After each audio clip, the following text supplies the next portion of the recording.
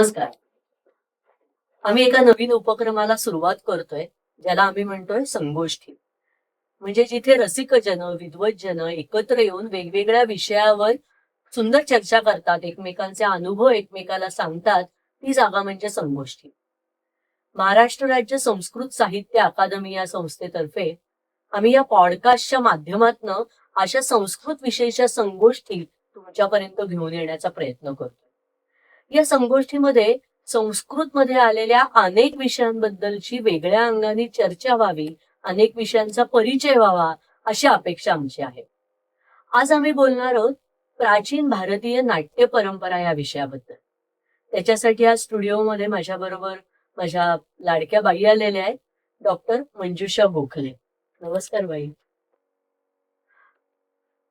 गोखलेबाईंचा परिचय संस्कृतच्या क्षेत्रामध्ये खरं तर करून देण्याची फार गरज नाही, पण तरी सुद्धा एक पद्धत म्हणून थोडा परिचय मी करून दिला पाहिजे. गोखलेबाईंनी त्यांची पीएचडी मुंबई विद्यापीठातनं पूर्ण केली. त्याच्या आधीचं काही शिक्षण म्हणजे पदवीचं शिक्षण त्यांचं पुण्यातनं आणि पदव्युत्तर शिक्षण हे मुंबई विद्यापीठातनं झालं. ते सर्व ठिकाणी त्यांना सुवर्ण पदकाने सन्मानित करण्यात आलं होतं. त्याच्यानंतर बाईंनी रुईया कॉलेजमध्ये संस्कृत विभागामध्ये अध्यापन केलं आणि विभाग प्रमुखाची पद त्यांनी अत्यंत जबाबदारीने सांभाळलं. त्यानंतर सध्या त्या टिळक महाराष्ट्र विद्यापीठाच्या कला आणि मानव्य विभागाच्या डीन म्हणून कार्यरत आहेत. भांडारकर प्राच्यविद्या संशोधन संस्थेमध्ये इन्फोसिस ही स्कॉलरशिपही त्यांना मिळालेली आहे. अनेक सुंदर पुस्तकांचं लिखाण त्यांनी केलेलं आहे. नाट्यशास्त्र हा त्यांच्या आवडीचा विषय असल्यामुळे नाट्यशास्त्राचा परिचय करून देणारी मराठी आणि हिंदी अशी 2 पुस्तकं त्यांची प्रसिद्ध आहेत. भास या कवीच्या महाभारतावर आधारित असलेल्या रचनांबद्दलची भाषांतर करणारं अतिशय सुंदर पुस्तक त्यांचं भांडारकरनी काढलेलं आहे. वक्रोक्ती हा जो त्यांच्या आवडीचा पीएचडीचा विषय होता त्याच्याबद्दलचं लिखाण आणि बाईंचा आणखी एक जवळचा विषय आहे तो म्हणजे अप्सरा, त्यांचं स्वरूप. त्यावर अशा अनेक विषयांवर त्याने अत्यंत उत्तम लेखन केलेलं आहे आणि त्यांच्या या भरघोस कामगिरीबद्दल त्यांना पारितोषिकही मिळालेले आहे. अशा अत्यंत अभ्यासू आणि संस्कृत बद्दल भरभरून काम करणाऱ्या आणि बोलणाऱ्या बाई आज आपल्या बरोबर इथे आलेल्या आहेत. चला आपण त्यांच्याशी प्राचीन नाट्य परंपरेबद्दल बोलूया. बाई, आज एक फार चांगली संधी मिळाली आपल्याला या निमित्ताने एकमेकींशी बोलायची. आपल्या दोघींचा अत्यंत जिव्हाळ्याचा किंवा आवडीचा विषय आहे तो म्हणजे प्राचीन भारतीय नाट्य परंपरा. अगदी परंपरा या शब्दातच आपल्याला सातत्य हा त्याच्यात अर्थ माहितीच आहे, अंदाजच आहे. एकूणच सगळ्या मानवी जीवनामध्ये आदिम काळापासून आपण पाहिलं तर कलांचा एक फार महत्वाचा वाटा आहे. म्हणजे आपल्याला माहिती आहे की गुहांमध्ये काढलेली आदिम मानवांची चित्र इतक्या जुन्या काळापासून आपल्याला सापडतात. त्यामुळे माणसांचा कलेचा आणि संस्कृतीचा एकमेकांशी अगदी जवळचा संबंध आहे. आणि भारतीय भूखंडामध्ये तर कलांची भोगती होती लोक, असं म्हणायला हरकत नाही. त्यामुळे आपल्याकडची परंपरा याला प्राचीन हा शब्द अगदी योग्य आहे. अगदीच योग्य आहे. कारण प्राचीन म्हणजे अगदी आपण सगळ्यात जुना वेदापासूनचा काळ घेतला तरी सुद्धा आपल्याला कलांची परंपरा आणि विशेषतः नाट्याची परंपरा ही तिथपासून चालत आलेली दिसते. आणि अगदी आत्ताच्या काळापर्यंत नाट्याचं वेळच म्हणूया आपण, आवड म्हणा, वेळ म्हणा, अगदी आपल्याला सगळीकडे भारतभर दिसून येतं. बरोबर. त्यामुळे नाट्याची परंपरा वेदापासून आस्थागायत अखंडपणे चालत आलेली आहे. अगदी खरं आहे तुम्ही म्हणताय. पण नाट्यकला असा शब्द जेव्हा आपण विशेषतः भारतीय संदर्भात बघतो तेव्हा प्रामुख्याने आपल्या डोळ्यासमोर येतो तो नाट्यशास्त्र हा भरतमुनींच्या नावे सांगितला जाणारा ग्रंथ. बरोबर. म्हणजे भरतमुनींनी लिहिलेला ग्रंथ हा त्यातला पहिला समजायचा का आपण परंपरा म्हणतोय तर त्याच्या आधीपासून त्याची काही परंपरा आपल्याला दिसते? नाही, भरतमुनींचा नाट्यशास्त्र हा आपल्याला उपलब्ध असलेला सगळ्यात प्राचीन ग्रंथ आहे. पण याचा अर्थ असा नाही की त्याच्या अगोदर नाट्याविषयी काही विचारच झाला नाही. कारण स्वतः भरतमुनींनी दत्तीला असो, शांडिल्य असो, कोहल असो, अशा कितीतरी नाट्याचार्यांची नावं घेतलेली आहेत, त्यांची मतं मांडलेली आहेत. इतकंच नाही तर जुन्या काळामध्ये नाट्याशी निगडीत एखाद्या विषयावरती काय माहिती होती, काय ज्ञान होतं लोकांना, किंवा ग्रंथकारांनी काय म्हटलं होतं, तेही भरतमुनींनी नाट्यशास्त्रामध्ये घेतलेलं आहे. उद्धृत केले. त्याला ते अनुवंश श्लोक असं म्हणतात. अनुवंश म्हणजे परंपरेने चालत आलेले. याचाच अर्थ भरतमुनींना आधीपासून चालत आलेली नाट्य परंपरा नक्कीच माहीत होती, दोन्ही प्रकारची. म्हणजे शास्त्रीय परंपरा ही माहीत आहे हा. आणि आपल्याला असं अगदी नक्की म्हणता येतं की भरतमुनींच्या समोर वेगवेगळ्या प्रकारचे नाट्यप्रयोग होत असले पाहिजेत. म्हणजे त्यांच्या आधीच्या काळापासून प्रत्यक्ष नाट्यप्रयोग होत असले पाहिजेत. त्यामुळे भरतमुनींना एका बाजूला सिद्धांतही परिचित होते, दुसऱ्या बाजूला प्रयोगही घडत होते. या दोन्हीचा समन्वय करून त्यांनी नाट्यशास्त्राची रचना केलेली आहे. तुम्ही म्हणताय ते बरोबर आहे बाई, कारण 36 अध्यायांना इतका प्रचंड मोठा ग्रंथ लिहायचा असेल तर त्याला काहीतरी पार्श्वभूमी असणार. अशा अचानक एवढी माहिती लिहिता येणं हे शक्य नाहीये. नाहीच पार्श्वभूमी. हा. आणि त्याचा जर आपण शोध घ्यायला लागलो तर अगदी ऋग्वेदातल्या संवाद सूक्तांपर्यंत, आख्यान सूक्तांपर्यंत आपण जाऊन पोहोचतो. भारतातली नाट्य परंपरेचा उगम हा वेगवेगळ्या प्रकारे मांडला गेला. त्यामध्ये धार्मिकता हा एक मुद्दा पुन्हा पुन्हा सांगितला जातो बघा. काय या दोन्हीचा एकमेकांशी संबंध आहे नेमका? बरोबर. कसं आहे की धर्माचरण करत असताना त्याच्यामध्ये वेगवेगळ्या प्रकारचे ज्याला नाट्य किंवा अभिनयाने साकार करण्याच्या गोष्टी म्हणता येतील अशा घडू शकतात, घडत असतात. बरोबर. अगदी साधं उदाहरण द्यायचं झालं तर लग्न लागल्यावर नवरा नवरीला मांडवाच्या बाहेर नेतात आणि ध्रुव दर्शन करवतात. आता दिवसा ढवळ्या कुठे ध्रुव असतो आकाशात, म्हणजे तो अभिनय असतो. अशा प्रकारचा अभिनय वेगवेगळी जी यज्ञकर्म असत त्यांच्यामध्ये अनुस्यूत असे. शिवाय मी आता जी संवाद सूक्त म्हटली त्यांची परंपरा अशी दिसते की कदाचित बरेच दिवस किंवा वर्ष, महिने चालणारा यज्ञ असत. त्यामध्ये पुष्कळ लोक जमलेले असत. त्यांच्या मनोरंजनासाठी हे संवाद कोणीतरी दोघा व्यक्तींनी, ऋत्विज असतील, पुरोहित असतील, त्यांचे शिष्य असतील, त्यांनी ते संवाद म्हणायचे अशी काहीतरी पद्धत असावी. पुढे मग ह्या नुसतं संवाद जे म्हटले जात असतील आधी, त्याला मग हळूहळू अभिनय, नेपथ्य, संगीत, नृत्यात्मक हालचाली ह्यांची जोड मिळत गेली आणि त्यातून नाट्य परंपरा विकसित झाली. त्याला धार्मिक मूळ नाट्य परंपरेचं असं म्हणता येतं. आणि आपल्याकडे अजून सुद्धा बाई बघा, जत्रा, उत्सव, मेळे असे जे असतात ते गावागावातनं विशेषतः त्यावेळेला नाटक खेळण्याची परंपरा अगदी ती टिकून आहे. म्हणजे धार्मिक प्रसंगी एकत्र आलेली असताना लोक खेळ अगदी खेळायचा. नाटक किंवा खेळे असा कोकणात शब्द आहे. बरोबर. ते प्रत्येक जत्रेला, यात्रेला, उत्सवाला केलेच जातात आणि त्यामुळे धार्मिक महत्व हे या नाट्यकलेच्या संदर्भामध्ये अगदी अजून सुद्धा आपल्याला बघायला मिळतं. मला आता आपण नाट्यशास्त्राबद्दल बोलतोय तर नाट्यशास्त्राच्या अगदी सुरुवातीला नाट्यकला उत्पन्नच का झाली याच्याबद्दल एक जी कथा आली आहे ती फार म्हणजे सूचक आहे आणि ती फार कशी ह्या सगळ्याला लागू पडते ते आपल्याला दिसतं. त्याच्यामध्ये त्यांनी असं म्हटलंय की आधीच्या युगामध्ये लोक सगळी सत्यवचनी होती, चांगली वागत होती, पण आता लोकांमध्ये ईर्ष्या, मत्सर एकमेकांबद्दलचा वाढायला लागलाय.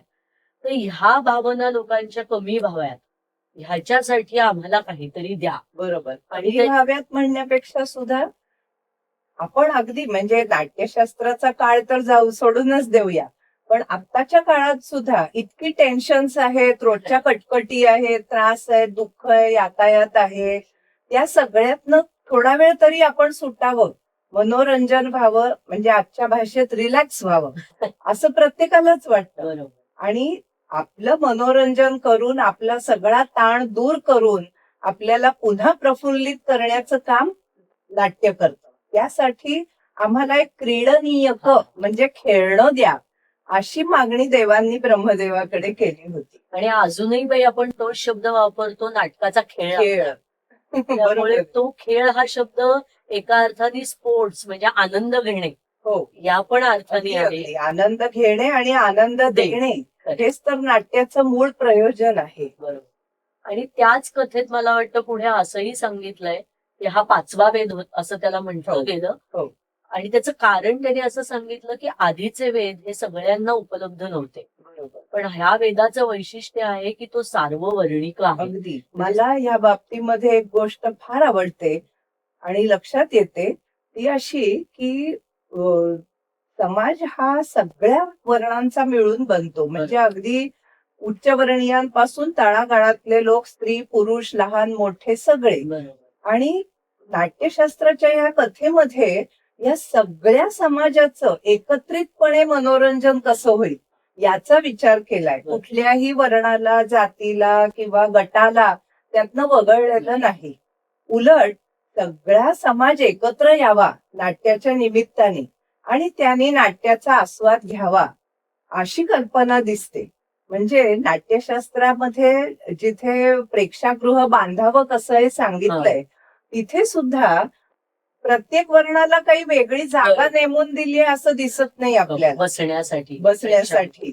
याचाच अर्थ असा की सगळ्या समाजाने एकत्र यायचंय आणि आनंद घ्यायचाय. दुसरी एक गोष्ट, नाट्यातून समाजाला काय करावं, कसं वागावं आणि कसं वागू नये ह्याचा उपदेश मिळाला पाहिजे अशी धारणा आहे. आणि ह्या उपदेशाची गरज सुद्धा समाजातल्या प्रत्येक थरातल्या प्रत्येकाला आहे. त्यामुळे सगळ्यांसाठी एकत्रितपणे करमणूकही व्हावी आणि कसं वागावं हे कळावं या उद्देशाने नाट्याची निर्मिती झालेली आहे. मला वाटतं आपण सारखं जे परंपरा हा शब्द वापरतोय सातत्य या अर्थाने, तर ह्याही बाबतीत तर सातत्य आपल्याला दिसूनच येतं. अगदी अगदी. म्हणजे आज सुद्धा आपण विचार करतोच आहोत ना की कशा प्रकारचे दृश्य रंगमंचावर किंवा दूरदर्शनवर सिनेमांमध्ये दाखवली जातात. मग त्याचा लहान मुलांवर किंवा तरुण पिढीवर काय परिणाम होतो, चांगला होईल की वाईट होईल ह्याचा विचार आजही करतोच आहे आपण. त्याला भरताने देऊन ठेवलेलं हे उत्तर आहे असं मला वाटतं. भरतमुनींनी त्याच्याच मध्ये नाटकाचं स्वरूप काय असतं ह्याच्याविषयी खूप सुंदर चर्चा केली. आणि त्याच्यामध्ये ते असं म्हणतात की त्रैलोकस्य अस्य नाट्यम भावानुकीर्तनम. नाट्यम भावानुकीर्तनम. त्यामुळे ते भाव हा शब्द जो त्यातला आहे तो फार महत्वाचा आहे. तो त्यांनी जाणीवपूर्वक वापरलेला असणार आहे. तर भाव या शब्दाकडनं अर्थातच आपल्याला भरतमुनींनी मांडलेल्या रस सिद्धांताची आठवण येतेच. तो रस आणि भावाचा विचार याच्याबद्दल परंपरा म्हणून कसं बघता येईल आपल्याला? प्रत्येक माणसाच्या मनामध्ये भाव हे असतातच. किंबहुना ज्याच्या मनात भाव नाही तो माणूसच नव्हे. हे जे भाव आहेत ते व्यवहारामध्ये आपल्या नेहमी अनुभवाला येत असतात. आपल्याला भीती वाटते, राग येतो, काही ना काही भावना आपल्याला असतातच मनामध्ये. पण व्यवहारामध्ये ह्या भावना आपण आस्वादू शकत नाही. म्हणजे त्या एन्जॉय करत नाही. त्रयस्थपणे नाही बघता, त्रयस्थपणे आपण त्यांच्याकडे बघत नाही, त्यांचा आस्वाद घेता येत नाही, त्यातून आनंद मिळत नाही. म्हणजे एखाद्या कारणाने मला भीती वाटली तर काय छान अनुभव आला मला भीतीचा असं नाही मी म्हणणार. पण तेच नाटकामध्ये काय होतं की ज्या वेळेला समोर नाटक चालू असतं त्या वेळेला त्याच आपल्याच मनातल्या भावना पण आपल्याला त्यांचा आस्वाद घेता येतो. आपल्या भावना आणि रंगमंचावर दाखवत असलेल्या भावना ह्या एकच होतात. आणि त्यामुळे आपण त्यांच्याकडे थोड्या वेगळ्या पद्धतीने पाहू शकतो. एक प्रकारे समरस होतो असं म्हणायला हरकत नाही. अगदी समरस झाल्याशिवाय आनंदाचा आपल्याला लाभ होणारच नाहीये. कुठल्याही कलेच्या बाबतीत आपण समरस नाही झालो तर त्या कलेचा आनंद घेताच येणार नाही. आणि म्हणून तर नाटक दृक्श्राव्य आहे. क्रीडनीयक जे देवांनी मागितलं ते दृक्श्राव्य मागितलं. कारण जिथे डोळे आणि कान दोन्ही लागून राहिलेले आहेत तिथे आपण समरस जास्त होतो, आस्वाद जास्त मिळतो आणि अर्थात आनंदही तेवढ्या पटीने वाढतो. ही आपण जी बोललो ती आता झाली साहित्यशास्त्रीय दृष्ट्या आपण त्याच्याकडे बघितलं. पण हा ग्रंथ जेव्हा अस्तित्वात होता तेव्हापासून प्रत्यक्षात नाटकं पण अस्तित्वात होती का? हो हो, अगदी होती. आणि कशी होती? भरताचा काळ किंवा नाट्यशास्त्राचा काळ म्हणूया आपण, साधारणपणे इसवी सनात पूर्व दुसरं शतक ते इसवी सनाचं दुसरं शतक असा मानला जातो. म्हणजे सुमारे 2000 ते 2500 वर्षापूर्वीच्या काळ. हो. पण त्याच्याही पूर्वीच्या काळात म्हणजे पहिला उल्लेख जो आपल्याला सापडतो तो पाणिनीच्या अष्टाध्यायी या ग्रंथामध्ये नटसूत्र नावाच्या मौखिक होते का लिखित होतं आपल्याला माहित नाही, पण नटसूत्र नावाचं काहीतरी असायचं. नटसूत्र म्हणजे काय? नटांना मार्गदर्शन करण्यासाठी रचलेले काही मार्गदर्शक तत्व. बरं, ती एकच होती का? असंही नाही. शिलालीन आणि कृशाश्व या 2 मुनींची नटसूत्र होती. म्हणजेच नाटक कसं करावं ह्याविषयी अभ्यास चालू होता आणि नटांना मार्गदर्शन करणारे असे काही ग्रंथ किंवा विचार तेही अस्तित्वात होते. म्हणजे अर्थात नाटकही होतं. नाटक होतच, त्याशिवाय नाटक कुठून येणार? आणि त्याला मार्गदर्शनाची गरज आहे, याचा अर्थ त्याला रंगमंचावर प्रयोग करायचा आहे. पुढे पतंजलीच्या ग्रंथामध्ये तर आपल्याला प्रत्यक्षात नाटकांची नावच मिळतात. शिवाय भास हा जो संस्कृत पहिला नाटककार उपलब्ध आपल्याला आहे, त्याचाही काळ साधारण नाट्यशास्त्राशी मिळता जुळता आहे. आणि त्यांनी तर वेगवेगळ्या प्रकारची एकांकिकांपासून ते 6-7 अंकी नाटकांपर्यंत वेगवेगळ्या प्रकारची नाटकं लिहिलेली आहेत, की जी नाट्यशास्त्राशी समकालीन आहेत. याचा अर्थ नाट्यशास्त्राच्या काळात वेगवेगळ्या प्रकारे वेगवेगळ्या रसांवर आधारित वेगवेगळ्या पद्धतीचा अभिनय असलेले असे नाट्यप्रयोग होतच होते असं आपल्याला दिसतं. म्हणजे भास हा त्यातला अगदी पहिला नाटककार, त्याची नाटकं आज आपल्याला उपलब्ध आहेत. त्या आधीही नाटकं होत होती, पण ती आज आपल्याला संविधान रूपाने मिळत नाही. म्हणून आपल्याला त्याच्याविषयी निश्चित सांगता येत. पण मग भासाच्या नंतर ही परंपरा कशी चालू राहिली? भासानंतर ही परंपरा नुसती चालू नाही राहिली, ती बहरली आणखी आणखी. कारण पुढे कालिदास आहे, शूद्रक आहे, त्याच्या अगोदर अश्वघोष आहे. भासाच्या आगे मागे अश्वघोष हा नाटककार होऊन गेला. नंतर मग भवभूती आहे, राजशेखर आहे. म्हणजे साधारणपणे इसवी सन पूर्व 1-2 शतकापासून ते अगदी 10व्या-12व्या शतकापर्यंत संस्कृत नाटकांची ही परंपरा बहरलेली आपल्याला दिसते. आणि त्या सगळ्या परंपरेवर नाट्यशास्त्राचा जबरदस्त प्रभाव दिसतो आपल्याला. म्हणजे कथानकाची मांडणी असेल, भूमिका असतील, रस त्याच्यामध्ये जे दाखवलेले आहेत, अभिनयाचे प्रकार दाखवलेत, भाषांचे प्रकार आहेत, किंवा नाटकात काय दाखवावं आणि काय दाखवू नये या संबंधीचे नियम आहेत, ते सगळे आपल्याला त्यांचं प्रतिबिंब संस्कृत नाटकांमध्ये दिसतं. किंवा संस्कृत नाटक म्हटलं की लोकांच्या डोळ्यासमोर जे नेहमी लगेच येतं ते म्हणजे सूत्रधार, नटी, अगदी विदूष, हे सगळं आपल्याला भासापासून हा जो एक चालत प्रकारे आहे. फॉर्मॅट म्हणूयात हो, आपण, हो. किंवा नांदी हा अविभाज्य भाग अगदी, होता अगदी. संस्कृत नाटकांचा. आणि आता तू जे म्हणालीस की आपल्या डोळ्यासमोर येतं, त्याचं कारण आताही आपल्या रंगमंचावर आपल्याला हे बघायला मिळतंय सगळं. बरोबर. म्हणजेच ती परंपरा किती अविच्छिन्न चालू आहे याचा अंदाज अगदी नाटकाच्या सुरुवातीपासूनच आपल्याला येतो. संस्कृत नाटकाचा शब्दप्रयोग जरी आपण करत असलो तरी प्रत्यक्षामध्ये त्याच्यातली निम्मी अधिक पात्र ही त्या त्या प्रादेशिक भाषा म्हणजे प्राकृत बोलणारे बरोबर. असायची. त्यामुळे त्याच्यात जवळजवळ 50% प्राकृतही खरं म्हणजे वापरलं हो, जायचं. हो. त्यामुळे एका अर्थाने ती तशी संस्कृत नाटकं नाही, खरं तर नाहीत. पण जशी संस्कृत नाटकं म्हणून एक परंपरा आहे तशी प्राकृत भाषेमध्ये लिहिलेल्या नाटकांची काही परंपरा आपल्याकडे होती का? आहे. आपल्याकडे राजशेखरांची प्राकृत नाटकं प्रसिद्ध आहेत. त्याच्यापासून पुढेही आपल्याला पुष्कळ प्राकृत नाटकं दिसतात, अपभ्रंश दिसतात. हा. आणि अगदी म्हणजे आपण एक 17व्या-18व्या शतकापर्यंत जर आलो तर आपल्याला तंजावरच्या मराठी राजांनी लिहिलेली आणि सादर केलेली तत्कालीन मराठी भाषेतली नाटकं बघायला मिळतात. म्हणजे हे एक प्रकारे संस्कृत कडून प्रादेशिक भाषांच्या पर्यंत आलेले हे नाट्य प्रवाहच आहेत असं म्हणायला हरकत नाही.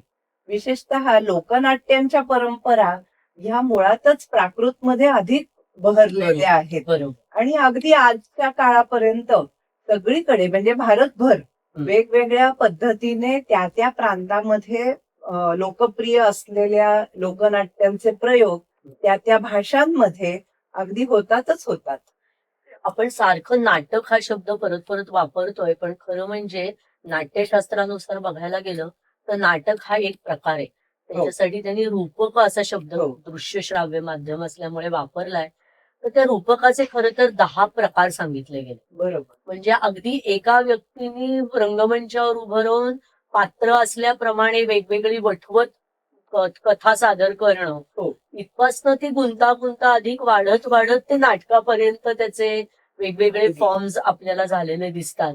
आणि ह्या सगळ्याचाही उपयोग या परंपरेमध्ये होताना दिसतो का आपल्या? अगदी अगदी नक्कीच दिसतो. हा. म्हणजे हे जे 10 प्रकार तू म्हणालीस त्याच्यामधला नाटक हा जो प्रकार आहे तो सगळ्यात लोकप्रिय ठरलेला आहे. त्याच्यानंतर दुसरा प्रकार प्रकरण.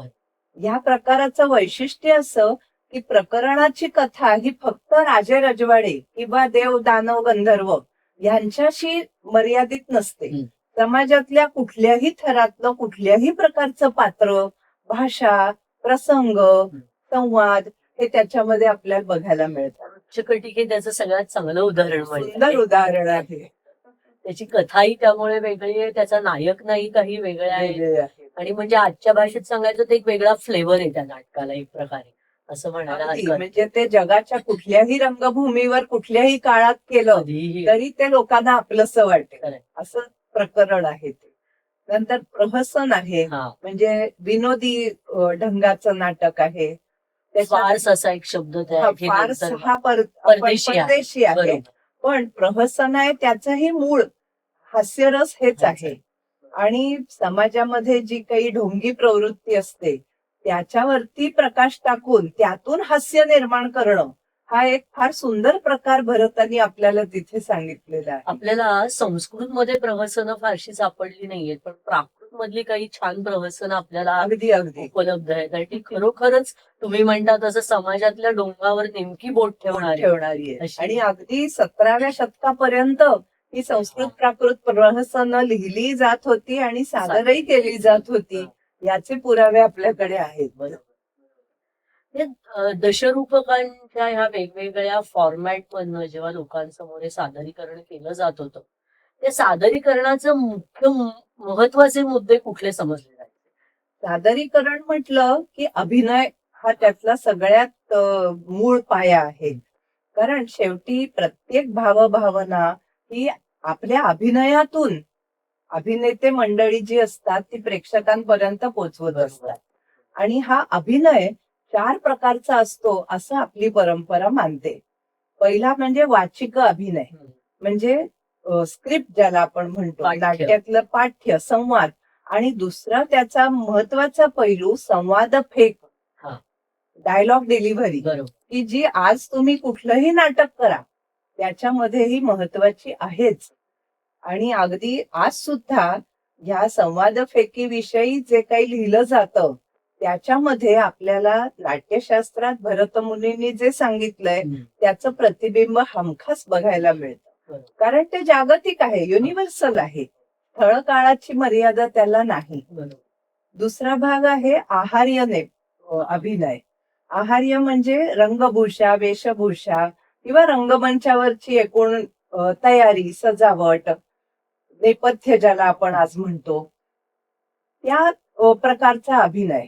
अगदी आज सुद्धा म्हणजे मला एकच उदाहरण द्यावंसं वाटतं की भरतमुनींच्या काळामध्ये कक्षा बदलणे हा जो प्रकार होता, म्हणजे रंगमंचावरचं नाट्यस्थळ बदलायचंय तर फक्त पात्र एक गोल फेरी मारायची आणि स्थळ बदललं असं प्रेक्षकांनाही समजायचं. तमाशात हे अजून वापरलं जातं. अगदी गणगवळणीत आपल्याला निघाल्या गवळणी की त्या एक गोल फेरी मारतात, त्याला मथुरेचा बाजार. बरोबर. आता काळाच्या ओघामध्ये बदलता किंवा फिरता रंगमंच आला, म्हणजेच कक्षा बदल आला. पण तो आपण मशिनरीच्या साह्याने कृत्रिम रीतीने करतो. कल्पना तीच, पण अर्थातच काळानुसार जशा सुधारणा झाल्या त्याप्रमाणे आता नटांना फिरावं लागत नाही, रंगमंचच फिरतो. किंवा रस ही जी संकल्पना आहे तीही अतिशय प्रवाही आहे. म्हणजे नाट्यशास्त्रात भले 8 किंवा 9 रस असू दे, पण पुढे भक्तिरस आला, वात्सल्य रस आला, किंवा अगदी आधुनिक नाटक घेतलं, समजा मराठी आधुनिक नाटक घेतलं तरी त्याच्यामध्ये समस्या प्रधान, गूढरम्य असे वेगवेगळे भाग आले. सामाजिक महत्वाच्या एखाद्या प्रश्नावर नाटक लिहिलं गेलंय. पण त्याही मध्ये सुद्धा भाव आणि रस ह्या गोष्टी काही चुकत नाहीत. कारण शेवटी नाटकात दाखवलेली पात्र ही माणसं असतात. जिथे माणसं आहेत तिथे भाव आणि रस हे असणारच. पण भर पडत गेली, बदल होत गेले, हे नक्की. नाट्यशास्त्राची ही परंपरा जशी संस्कृत नाटकांकडनं पुढे चालू राहिली, तसं मला आता हळूहळू आपल्याला मराठी रंगभूमीकडेही त्या दृष्टीने पाहायला पाहिजे असं वाटतंय. मराठी रंगभूमीची सुरुवात आपण आत्ताच्या काळाच्या दृष्टीने विचार केला तर विष्णुदास भावे सांगलीचे हो. त्यांनी केली असं म्हटलं जातं. तो काळ सगळा पारतंत्र्याचा काळ होता. त्यामुळे तेव्हा ब्रिटिशांनी त्यांच्या मनोरंजनासाठी म्हणून ब्रिटिश कंपनी तिकडून यायच्या इथे हो. आणि त्या पद्धतीने नाटकं सादर करायचे. आणि मग ह्या समाजातल्या प्रतिष्ठित लोकांना मुद्दामून त्यासाठी बोलवलं जायचं. तिथनं पहिल्यांदा आपल्याला युरोपियन थिएटरची ओळख झाली. बरोबर. काही काळानंतर आपल्याकडे पारशी थिएटर पण चालू हो. झालं. तर एकीकडे ह्या दोन गोष्टी बघत बघत आणि विष्णुदास भावे सांगलीचे असल्यामुळे कीर्तन, भारुड, दशावतार त्याच्याशी तर त्यांचा त्यांचा लोकपरंपरेशी खूपच चांगला चांगला परिचय. त्यातनं एक प्रकारे आत्ता ज्याला आपण मराठी रंगभूमी म्हणतो त्याची सुरुवात झाली असं म्हणायला हरकत नाही. अगदी अगदी. तर तो आणि प्रवाह कसा आहे? नाट्यशास्त्रामध्ये नाटकाचे 2 प्रकार सांगितलेले. एक आहे सुकुमार, हा. म्हणजे ज्याच्यामध्ये करुण, शृंगार असे नाजूक प्रकृतीचे रस दाखवलेले असतात. आणि दुसरा आहे आविद्ध. त्याच्यामध्ये भले जोरदार, जोरकस, वीर, बीभत्स, भयानक, अद्भुत अशा रसांची मांडणी असते. लोकरंगभूमीवर साधारणपणे दशावतार वगैरे जर आपण पाहिलं तर त्याच्यामध्ये हा आविद्ध हा जो शैलीचा प्रकार आहे तो आपल्याला दिसतो. हा. आणि विष्णुदास भावेंनी जे पहिलं मराठी नाटक आणलं त्याच्यामध्ये ह्या आविद्ध परंपरेचा भाग आपल्याला खूप मोठ्या प्रमाणावर दिसतो. त्यातून मग पुढे आपण संगीत मराठी रंगभूमीकडे येतो. संगीत मराठी रंगभूमीची आठवण मला मगाशी तू मृच्छकटिकाचा उल्लेख केलास तेव्हाच झाली होती की अण्णासाहेब किर्लोस्करांनी पहिल्यांदा पाया घातला मराठी संगीत रंगभूमीचा, तो शाकुंतल ह्या नाटकाने घातला. अगदी कालिदासाच्या अभिज्ञान शाकुंतलाची ती मराठी आवृत्ती होती. आणि त्याचं सादरीकरण सुद्धा साधारणपणे नाट्यशास्त्राच्या ज्या पायावरती संस्कृत नाटकं होत असत पूर्वी, साधारणपणे तशाच पद्धतीने सादर केलं गेलं. तेव्हा एक प्रकारे असं म्हणतात की संस्कृत नाटकांचं मराठी भाषांतर करणं याची एक लाट आली होती खूपच. त्यामुळे सगळे रंगमंचावर आली नाहीत, पण परशुराम ताता गोडबोले, बापट शास्त्री, राजवाडे त्या सगळ्यांनी इतक्या संस्कृत नाटकांचं मराठी भाषांतर त्या काळात केलं होतं. त्यामुळे ती परंपरा होतीच ते होती. आणि त्यातूनच पुढे स्वतंत्र नाटक म्हणजे संस्कृत नाटकांच्या धर्तीवर पण स्वतंत्रपणे मराठीत लिहिलेली नाटकं आली. आणि जसं आपण मगाशी बोललो की नाटकाचा उद्देश मनोरंजन हाही असतो, त्याचबरोबर लोकांना काहीतरी शिकवणं, उपदेश देणं हाही असतो. तर त्या संदर्भात कृष्णाजी प्रभाकर खाडीलकरांचं कीचक वध नाटक मला आठवतं की सगळी गोष्ट महाभारतातली कीचक वधाची, पण संवाद असे द्व्यर्थी होते की लोकांना आपण ब्रिटिश शासनाला कसा विरोध करायला पाहिजे, त्याच्या विरुद्ध कसं उठलं पाहिजे हे त्यातून लोकांना कळत होतं. मग प्रकरण हा जो प्रकार भरतांनी सांगितला होता त्या धर्तीवरची सामाजिक नाटकं, उदाहरणार्थ शारदा, हे फार मोठं मनोरंजन होतं मराठी रंगभूमीवर. आपण या सगळ्या रंगभूमीला मराठी रंगभूमीची सुरुवात ही संगीत रंगभूमीने झाली असं म्हणतो. तर हा संगीताचा जो त्यातला भाग आहे जो अविभाज्य होता त्या नाटकांसाठी, त्याचा ह्या नाट्य परंपरेशी संबंध कसा काय लावता येतो किंवा काही आहे का संबंध? अगदी आहेच. मुळात काय आहे की नाट्यशास्त्रामध्ये नाट्य ही कला स्वतंत्रपणे ठेवलेलीच नाहीये. नाट्य, नृत्य आणि संगीत या तिघांचं मिळून ते शास्त्र आहे. कारण नाट्य म्हटलं की त्याच्यात नृत्य आणि संगीत हे अविभाज्यपणे येतं, त्याचा इंटिग्रेटेड पार्ट्सच आहेत ते, अशी भरताची धारणा आहे. त्यामुळे नाट्यशास्त्राचे बरेच अध्याय नृत्य आणि संगीत यांना वाहिलेले आहे. बरं, पुढे संस्कृत नाटकं जी लिहिली गेली ती गद्य पद्य मिश्रित होती. संवाद गद्यही होते आणि मधून मधून श्लोकही येत असत. बरं, मराठी रंगभूमी जेव्हा सुरू झाली म्हणजे अण्णासाहेब किर्लोस्करांपासून, तेव्हा संस्कृत नाटकं कुठेच होत नव्हती. त्यामुळे लोकांचा असा विश्वास होता किंवा समज होता नाटककारांचा की ही जी पद्य येतात संस्कृत नाटकांमध्ये ती गायली जात असली पाहिजे. आणि म्हणून मराठी नाटक हे सुरुवातीला गद्य आणि त्याच्यामध्ये पद्य म्हणजे संगीत असं म्हणजे त्याच भरताच्याच परंपरेत हे अविभाज्य भागच झाले, गद्य आणि संगीत हे. आणि पुढे पुढे त्याचं संगीत इतकं महत्वाचं ठरलं, विशेषतः बालगंधर्वांनी काम सुरू केल्यावर ती पद्य पुन्हा पुन्हा म्हटली जायची. Once more पुन्हा पुन्हा. तसं. आणि ती रात्रभर ती नाटकं त्यामुळे चालायची. झालं तसं. पुढे त्याच्यातनं असंही काही नाटककारांनी प्रयोग करून पाहिले की या संगीताची खरंच गरज आहे का त्या नाटकांना, आणि ती पद्य काढून टाकली तर काय होईल. बरोबर. असं तो काय अविभाज्य भाग हा संगीताचा कान असणाऱ्यांसाठी होताच जास्त, पण अत्यंत लोकप्रिय होता. हा सगळ्या काळामध्ये संगीत, नाट्य संगीत हा अत्यंत लोकप्रिय भाग होता. पण पुढे थोडस परदेशी नाट्यकलेच्या प्रभावाने आणि तू म्हणतेस तसं की सर्वसामान्यांसाठी संगीत वर्ज्य करून पण नाटक असू शकतं हे दाखवण्यासाठी मग गद्य रंगभूमी ज्याला आपण म्हणतो तशी मराठीमध्ये दृढ मूल झाली. म्हणजे मोगर आंगणेकरांची नाटकं ही खूप मैलाचा दगड ठरली, कारण अधिक सामाजिक विषय होते आणि संगीताचा इतका भडीमार नव्हता. मुलवधू सारखी नाटकं संगीत होतच त्याच्यामध्ये, पण एवढा बडेजाव नव्हता संगीताचा. आणि गद्य आणि अभिनय यांच्यावरती जास्त लक्ष केंद्रित केलेलं. नाट्यशास्त्रामध्ये नृत्याचा भाग खूप मोठ्या सविस्तरपणे आलाय. त्याच्यात मंडल, चारी वगैरे याच्याबद्दल बोलले बघा. आणि त्यात प्रामुख्याने अंगिक अभिनय जिथे आलेला आहे तिथे भाग येतात. तर त्याच्यामध्ये प्रत्यक्ष युद्ध रंगमंचावर कशी खेळली जावी, त्याच्यातल्या हालचाली कशा असाव्या याबद्दल इतकं सुंदर वर्णन आहे.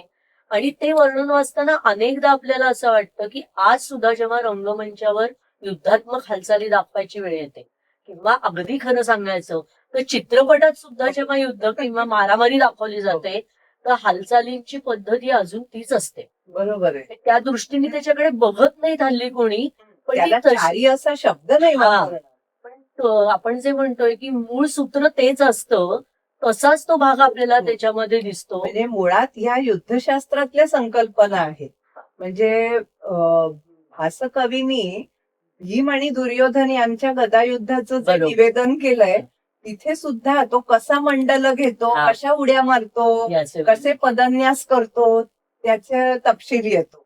आणि ह्या म्हणजे नृत्यात्मक हालचालींचा संबंध हा प्रत्यक्ष फक्त नृत्य करण्याशी नाहीये, तर प्रत्येक पात्र डौलदार दिसण्याशी पण. अगदी त्याच्यात चाल कशी पाहिजे हे सुद्धा भरतानी सविस्तर सांगितलं. आणि तुम्ही दुःख म्हणजे ते पात्र दुःखात असो, थकलेलं असो, तरी त्यांनी डौलदार कसं दिसलं पाहिजे रंगमंचावर, याही अर्थाने ते. आणि लयबद्ध हालचाली हा त्याचा मुख्य मुद्दा आहे खरं तर. म्हणजे आज आपण ज्याला म्हणतो की प्रेझेंटेबल पाहिजे, तसं तुमचा भाव कुठलाही असो, रस कुठलाही असो, पण त्या पात्र हा प्रेझेंटेबलच असायला पाहिजे. आणि नृत्याचा इतका सविस्तर विचार त्याच्यामध्ये केलाय जितका तपशिलाने आपल्याला प्रत्यक्ष रंगमंचावर वापरलेला दिसत नाही. तर त्या नृत्याचा अभिजात नृत्याशी असणारा संबंध कसा आहे? संबंधच काय, सगळं अभिजात नृत्य हे नाट्यशास्त्रावरच आधारित आहे. म्हणजे आज सुद्धा जे जे प्रसिद्ध नृत्यांगना किंवा नृत्य विशारद लोक आहेत ते सगळे मुळात नाट्यशास्त्रालाच आपला गुरु मानतात. आणि त्यांचा अभ्यास हा नाट्यशास्त्रापासून सुरू होतो. मग पुढे नाट्यशास्त्रावर आधारित अभिनय दर्पणासारखे बरेच ग्रंथ झाले की ज्याच्यामध्ये आणखीन तपशीलवार नृत्यातल्या अभिनयाबद्दल बोललं गेलं. पण नाट्यशास्त्रामध्ये जे काही नृत्याविषयी किंवा अंगिक अभिनयाविषयी सांगितलेलं आहे त्या सगळ्याचा उपयोग आज आपल्या ज्या प्रसिद्ध नृत्य परंपरा आहेत भरतनाट्यम आहे, कुचिपुडी आहे किंवा कथकली आहे. मणिपुरी आहे, कथक आहे. म्हणजे कथक हा जरी थोडा हिंदी वळणाचा असा भाग आपल्याला वाटला तरी त्यातल्या सगळा मुद्राभिनय हा, हा नाट्यशास्त्रावर आधारित आहे. बरोबर. किंबहुना कथक म्हणजे काय? कथा सांगणे. हा, मग कथा सांगणे आणि ती नृत्यात्मक अभिनयातून सांगणे ह्या नाट्यशास्त्रातच शिरलो ना म्हणजे आपण. म्हणजे एक प्रकारे रंगमंचावर काम करण्यासाठी जसं नटाला नृत्याची जाणीव पाहिजे, तसं नर्तक म्हणून कला सादर करत असताना अभिनयाची जाणही तेवढीच सक्षम पाहिजे. तेवढीच सक्षम पाहिजे. किंबहुना भरतनाट्यम सारख्या नृत्य प्रकार जेव्हा केले जातात तिथे वर्णम पदम हो, असे काही रचनेचे प्रकार असतात.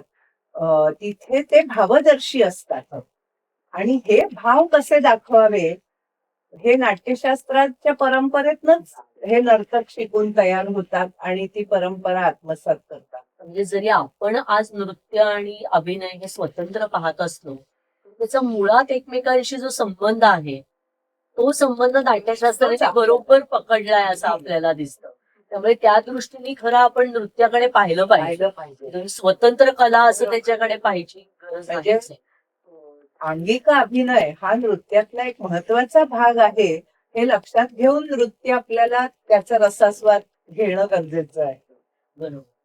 पण एकीकडे जेव्हा प्रतिष्ठापित अशी मराठी रंगभूमी ही संगीताचं बोट थोडं थोडं सोडत गद्याकडे वळत होती, तेव्हा गावागावातनं मात्र दशावतार, खेळे, लळीत वगैरे हे नृत्य, संगीत या सगळ्याचा हात धरूनच पुढे जात अगदी होतं. कीर्तन परंपरा सुद्धा म्हणजे तो एकपात्री नाट्यप्रयोगच आहे अगदी. खरं तर कीर्तन हा. हो. विशेषतः वारकरी कीर्तनामध्ये त्यांचा तो जो अंगरखा असतो हा. त्या अंगरख्याचा फक्त वापर करून वेगवेगळ्या गोष्टी दाखवू बरोबर. शकत असत कीर्तनकार. हा. आणि वेगवेगळी पात्र त्यात अगदी म्हणजे आता विठ्ठल उमप हो, हो. सुद्धा त्या परंपरेतले शाहीर होऊन गेले की जे अशा तऱ्हेने रंगमंचावर एकपात्री प्रयोग सुद्धा रंगवत असत. त्यामुळे ती संगीत रंगभूमीचा संगीत हा भाग अत्यंत महत्वाचा होता. तो कालांतराने कमी होत गेला शहराकडच्या रंगभूमीतनं, म्हणजे अभिजात कलेतनं असं आपण एक प्रकारे म्हणू. रंगभूमीवर तो कायम राहिला. हा, तसा आणि तो अजूनही टिकून आहे. अगदी अगदी म्हणजे आपण लोककलांमध्ये नृत्य आणि संगीत नाही असा विचार करूच शकत नाही. त्याचा अविभाज्य भाग असल्यासारखा. किंबहुना भारतामध्ये नृत्य नाट्याच्या कितीतरी परंपरा आहेत. विशेषतः दक्षिण भारतामध्ये कुडियाट्टम नावाची जी परंपरा आहे केरळमध्ये, तिथे रात्रभर तर प्रयोग. चालतोच प्रयोग, पण तो काही आठवडे काही महिना सुद्धा चालू शकतो. म्हणजे कालच्या रात्रीनंतर आजच्या रात्री पुढचं सुरू होतं. कारण म्हणजे एक अंक एक रात्रभर चालवायचा असे ते 6-7 अंक चालू राहतात. आणि तिथे नृत्य आणि संगीत या दोन्हीच्या माध्यमातून ती कथा लोकांपर्यंत जास्तीत जास्त पोहोचवली जाते. जसं काही नृत्य आणि संगीत हा लोककलेचा अत्यंत महत्वाचा भाग आहे, तसा आणखी एक महत्वाचा भाग आहे तो म्हणजे आहारी अभिनयाबद्दल जे आपण बोलतोय त्यालाच आपण मेकअप म्हणतो. हो. संपूर्ण चेहरा किंवा संपूर्ण शरीर रंगवून पात्रामध्ये त्या संक्रमित करणं त्या हो, अभिनेत्याला, हो. हा भागही आपल्याला लोककलेमध्ये खूप मोठ्या प्रमाणावर दिसतो. अगदी अगदी म्हणजे कथकली सारखे जे म्हणजे ते जरी अभिजात नृत्य प्रकार असला तरी मुळात तो आलेला आहे लोकरंगभूमीमधूनच. त्यामुळे संपूर्ण चेहरा त्या त्या व्यक्तिरेखेप्रमाणे रंगवणे, कपडे. भरतानी जे सांगितलं की आहारी अभिनयाच्या प्रकारांमध्ये एकतर अलंकार, हो. दुसरं म्हणजे पोशाख आणि तिसरं अंगवर्तना म्हणजे शरीर रंगवणे. तेच आपल्याला वेगवेगळ्या पद्धतीने दिसतं. म्हणजे देव असणारी पात्र म्हणजे बलराम असेल, इंद्र असेल, त्यांना कोणत्या रंगामध्ये दाखवायचं, राक्षस पात्रांना कुठल्या रंगामध्ये दाखवायचं, हे संकेत पण लोकरंगभूमीवर ठरून गेलेले आणि ते मला वाटतं नाट्यशास्त्रातल्या संकेताशी जुळणार आहेत ते खूपच जुळणारे आहे. म्हणजे ते त्याच पद्धतीने अजून अगदी. करतात आणि त्यांना तो मेकअप करायलाच तासापेक्षा जास्त वेळ म्हणजे प्रयोगाच्या आधी भरपूर वेळ त्यांचा अंगवर्तनेसाठी लागतो. त्यामुळे तोही त्याचा एक महत्वाचा भाग अजून प्रवाह म्हणून टिकू नये असं आपल्याला दिसतं. जसं एकीकडे अभिजात कला म्हणून आपण गद्य रंगभूमीकडे वळत गेलो, संगीताचा हात हळूहळू सुटला, अत्याचार जवळजवळ कमीच झाला. पण तरीही काही काळाने आपल्याला आपल्या मुळाकडे जावं असं वाटलं, असं मला वाटतंय. याचं एक महत्वाचं उदाहरण होतं विजयाबाई मेहतांनी केलेली संस्कृत नाटकं. हो. आणि गोखे भटांच्या मदतीने त्यांनी पुन्हा एकदा त्या नाटकाची रंगमंच रचना ही मूळ नाट्यशास्त्राप्रमाणे अगदी आणि त्याचा त्यामध्ये आविष्कार नेपथ्यकार द.ग. गोडसे यांचाही खूप मोठा सहभाग होता. की नाट्यशास्त्रावर आधारित नेपथ्य, अभिनय आणि नृत्यात्मक हालचाली विशेषतः यांचा उपयोग करून विजयाबाईंनी शाकुंतल नाटकाचे प्रयोग केले, मुद्रा मुद्रा राक्षसी. राक्षसाचे प्रयोग केले. आणि शाकुंतलचा प्रयोग तर त्यांनी अनेक वेळा मला वाटतं जर्मनीत पण केला. अगदी हो, आणि म्हणजे त्यामुळे ते जगाला जास्त चांगलं माहिती झालं खूपच. दृश्य स्वरूपात. आणि त्यात ते पोचतही तेवढं जास्ती प्रमाणात ना. मला आठवतंय मुद्रा राक्षस नाटक विजयाबाईंनी रंगमंचावर आणलं गोके भट सरांच्या मदतीने. तेव्हा मी कॉलेजमध्ये होते बर आणि आम्ही संस्कृतचे विद्यार्थी मुद्दाम बघायला गेलो होतो की आपण जे नाटक वाचतोय फक्त ते प्रत्यक्षात रंगभूमीवर कसं दिसतं. आणि अभ्यासात येणाऱ्या कितीतरी संकल्पना आम्हाला तिथे रंगमंचावर प्रत्यक्ष बघायला मिळाल्या होत्या. आणि तसाच तो एक धागा पुढे मला वाटतं अजून चालू आहे असं म्हणायला हरकत नाही. त्याचं एक चांगलं उदाहरण मला वाटतं ते म्हणजे दुर्गा झाली होती. हो, त्या आविष्कारनी केलेलं नाटक. हो. ते संपूर्ण नृत्य नाटिका होती. त्याच्यातही संगीत नृत्य हा त्याचा इतका प्राणच होता. हा आत्मा असल्यासारखं होतं की त्याच्याशिवाय त्या नाटकाचा विचारच नाही करता येत आपल्याला. किंवा त्याच्यानंतरच्या थोड्याच काळात झालेलं घाशीराम कोतवाल. त्यांनी कथेच्या सादरीकरणामध्ये म्हणजे भले ते इंग्लिश ऑपेराच्या परंपरेवर बेतलेलं जरी असलं तरी एक महत्वाची गोष्ट होती ती म्हणजे कथानक मराठी असल्यामुळे त्यांनी मराठी लोकरंगभूमीवर प्रचलित असलेले सगळे प्रकार सादरीकरणाचे, नृत्य आणि संगीतातले नृत्य संगीतातले त्याच्यामध्ये सामावून घेतले होते. त्यामुळे कुठल्याही तऱ्हेने बघताना हे काहीतरी परकीय आहे, वेगळं आहे असं मुळी प्रेक्षकांना वाटलंच नाही. ते आपलंच होऊन गेलं होतं सगळं. वामन केंद्रेंनीही अशा प्रकारे काही रचना केल्या ना, प्रयोग केले ना. विशेषतः त्यांनी महाकवी भासाचं मध्यम व्यायोग नावाचं एकांक नाटक आहे. भीम, हिडिंबा आणि घटोत्कच या पात्रांवर आधारित. त्याचं त्यांनी प्रिया बावरी या नावाने मराठीत रूपांतर केलं. आणि ते नाट्यशास्त्रात ज्या पद्धतीने सादरीकरण चे निकष सांगितलेले आहेत त्या पद्धतींचा वापर करून त्यांनी ते रंगमंचावर सादर केलं. असंच मला मुद्रा राक्षस नाटकाचंही वाटतं. ते नाव घेतलं गेलं नाही पण त्याचं कथानक वापरून चाणक्य अशी महत्वाची भूमिका मांडणारं मनोज जोशींनी नाटक आणलं. शैलेश दातारांनी मातीच्या गाड्याचं प्रकरण आलं. त्याच्यात प्रकरण हा शब्द दोन्ही अर्थाने वापरलाय. अगदी बरोबर आहे. म्हणजे मला वाटतं नाटकाची जी प्राचीन परंपरा आहे आपली ती दोन पद्धतीने प्रवाहित होत राहील. एकतर विषयांच्या दृष्टीने, फॉर्मॅटच्या दृष्टीने किंवा त्याचे काही अंगभूत गुण घेऊन. त्यामुळे आंतरबाह्य दृष्टीने आपण अजूनही तोच प्राचीन वारसा चालवतो आहोत असं म्हणता येईल का आपल्याला? नक्कीच येईल. मुळात भरताने अभिनय हा नाटकाचा प्राण आणि ह्या अभिनयाचे दोन वर्ग सांगितले, दोन भाग. एकाला म्हणतात लोकधर्मी म्हणजे वास्तव अभिनय आणि दुसरा आहे नाट्यधर्मी म्हणजे केवळ नाटकात आढळणारा म्हणजे अभिनयाचा भाग जो आपण वास्तवात नाही कुठे बघतो.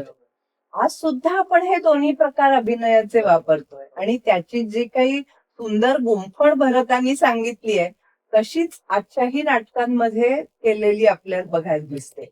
मला एक उदाहरण द्यावंसं वाटतं. सई परांजपेंचं नाटक आहे जास्वंदी. त्याच्यामध्ये दोन मांजरं आहेत आणि ती मानवी भाषेत मराठीत बोलतात. आता हा प्रकार लोकधर्मी आणि नाट्यधर्मी दोन्हीचे मिश्रण होऊनच आलेलं आहे. तर अशा प्रकारे भरताच्या कितीतरी संकल्पना म्हणजे त्या जशाच्या तशा नाही वापरल्या जातात पण त्या संकल्पनांवरती आधारित असलेल्या काळाला आणि परिस्थितीला अनुसरून असा नवीन विचार करून त्यांचं सादरीकरण आपल्याला बघायला मिळतं. मला आणखी एक अनेक वेळा असं वाटतं की नाट्यशास्त्रामध्ये पात्र आणि त्याप्रमाणे हालचाली कशा असतात याचं इतकं सूक्ष्म वर्णन केलंय. हो. म्हणजे प्रत्येक शरीराचा अवयव घेऊन तो किती पद्धतीने वापरता येईल बरोबर. असं वर्णन बरोबर. केलेलं आपल्याला दिसतं. आणि आज कोणी जरी म्हणत नसलं की आम्ही ते वाचूनही वापरतो, तरी मला असं वाटतं तो विचार इतका मूलभूत होता की ते नकळतपणे तसंच अजून केलं जातं.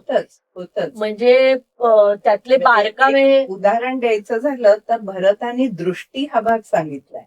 म्हणजे कोणता भाव मनात असेल तर माणूस कशा पद्धतीने पाहिल हे त्याच्यामध्ये येतं. त्याला तो दृष्टी म्हणतो. बरोबर. इतकंच नाही तर तपशिलात जाऊन म्हणजे किती, तर आता समजा राग ही भावना आहे. पण माणसाला राग काही एकाच कारणामुळे येत नाही. खूप वेगळ्या वेगळ्या कारणांमुळे येऊ शकतो. आणि राग कमी, थोडासा जास्त, खूप जास्त असाही वेगळा वेगळा असू शकतो. मग ह्या प्रत्येक कारणासाठी किंवा प्रत्येक डिग्री रागाची जी काही असेल त्याच्यासाठी दृष्टी कशी पाहिजे इथपर्यंत भरताने सांगितलेलं आहे. आणि त्याच्यात त्यांनी सात्विक अभिनयाचाही एकत्रित विचार केलाय. हो. म्हणजे त्या पात्र कुठल्या परिस्थितीत आहे, बरोबर. त्याची मानसिकता कशी आहे, तसं सगळं शरीर अगदी, त्याप्रमाणे कसं वापरायचं म्हणजे किंवा बदलायचं. साधं कंप ही एक हा सात्विक अभिनयाचा. भाग आहे की शरीराला कंप सुटणे, थरथर सुटणे. भरत सांगतो किती प्रकारांनी असं होतं. म्हणजे थंडी वाजल्यामुळेही होतं. समोर अचानक प्रियकर किंवा प्रेयसी येऊन उभी राहिली तरी तरी होतं. कंप सुटतो. भीतीमुळे पण होतं. किती कारणामुळे कंप सुटतो. बरोबर. पण त्याचं कारण जाणून घेतलं पाहिजे नटाने आणि त्यानुसार आपला अभिनय कसा करायचा हे त्यांनी ठरवलं पाहिजे. पुन्हा तो अभिनय केलाय असं वाटता वाटलं. कामा नये. ते त्याला बघण्याचा सात्विक खरं खरं अभिनय चाललंय म्हणतात. अगदी, असंच अगदी. वाटलं पाहिजे. म्हणजे आपण मराठीत एक नेहमी वाक्प्रचार वापरतो की अमुक अमुक अभिनेता अगदी भूमिकेत शिरलाय. म्हणजेच तो सात्विक अभिनय करतो आहे. मात्र सात्विक अभिनय करताना काही प्रमाणात तटस्थताही गरजेची असते बरं का. नाहीतर तो नट जर त्या भूमिकेत वाहूनच गेला तर फारच गंभीर परिस्थिती ओढवायची. त्याला अभिनय करताच यायचं नाही. हो, मग तो अभिनय राहणारच नाही आणि भलतंच काहीतरी होऊन जाईल. तसंही नाही होता कामा. म्हणजे मर्यादा कुठेपर्यंत असते ती कशी सांभाळायची आणि तरी मी जे करतो आहे ते खरं आहे हा विश्वास प्रेक्षकाला कसा द्यायचा, हा सात्विक अभिनयाचा फार महत्वाचा भाग आहे. आणि तो इतका जागतिक आहे की तुम्ही सात्विक हा शब्द नका वापरू, पण ही संकल्पना जगाच्या पाठीवर सगळीकडे आणि सगळ्या काळामध्ये राहणारच आहे. तुम्ही अगदी योग्य मुद्दा मांडलाय बाई, की संकल्पनात्मक दृष्टीने अगदी मूलभूत विचार हा प्राचीन काळी भारतात झाला आणि त्यामुळे ते शब्द वापरले नाहीत किंवा त्या टर्मिनॉलॉजी वापरल्या नाहीत, तरी त्यातल्या अनेक गोष्टींचा अंगीकार आपण कळत नकळतपणे करतोच आहोत.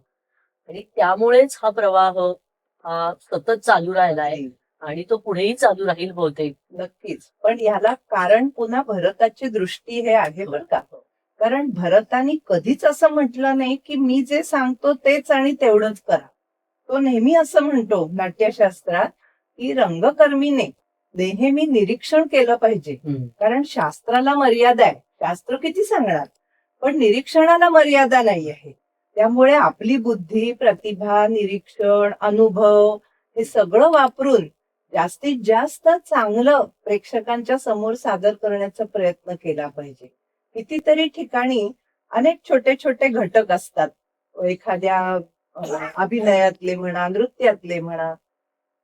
भरत सांगतो की ह्या घटकांचं मिश्रण तुम्ही वेगवेगळ्या पद्धतीने करू शकता. म्हणजे नृत्यामध्ये जे करण असतात त्यामध्ये अंगहार वापरले जातात. तर त्याचं मिश्रण किंवा त्याचा क्रम मागे पुढे करू शकता. हे जे स्वातंत्र्य दिलंय भरताने ते महत्वाचं आहे. भरत तुम्हाला नव्याने विचार करायला सांगतोय, शिकवतोय आणि मला असं वाटतं की आपल्या परंपरेने तो नवीन विचार स्वीकारलाय आणि म्हणून आपली परंपरा अजून टिकलेली आहे, नव्या नव्या स्वरूपात बहरते आहे.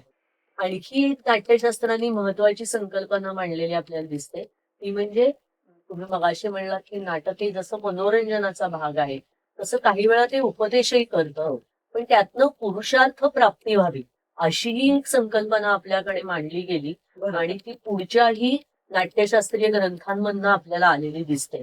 त्याचा धागा आजच्या नाटकाशी आपल्याला आजच्या काळाशी लावता येईल का? काही प्रमाणात नक्की लावता येईल. कारण काय आहे, पुरुषार्थ 4 आहे.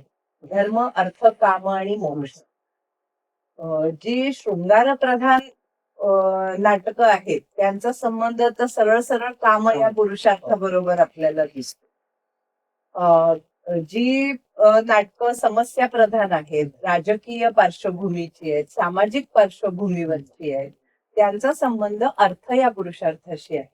कारण अर्थ ही जी संकल्पना आहे, ते अर्थ म्हणजे नुसता पैसा किंवा संपत्ती नव्हे. बरोबर. जे काही आपल्याला या ऐहिक जीवनामध्ये प्राप्त होतं किंवा गरजेचं असतं, मिळवायचं असतं, ते सगळं अर्थ या संकल्पनेत येतं.